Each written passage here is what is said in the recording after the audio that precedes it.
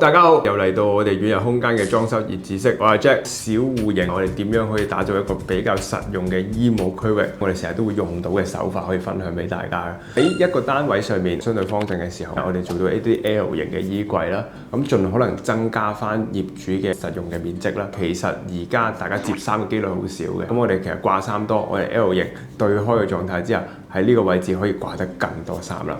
咁其次咧就係一啲角落嘅利用啦，咁好似我哋喺金海山嘅案例就做咗一個 L 型，但係我哋個角落係點樣利用呢？窗下邊咧做咗一排掛衫嘅衣櫃，直接通入去，利用翻入邊嘅角落頭嘅。上面嘅地方咧就有格嘅開放桿啦，可以掛到衫，亦都可以推入去個位置啦。另外啦，咁就係一啲入牆櫃嘅做法啦。喺成個單位入邊，好多時候你會見到一啲凹位嘅地方。咁凹位嘅地方點做？我哋就會做一啲衣櫃拉平嘅空間啦，咁令到個業主可以有一個更方正嘅空間。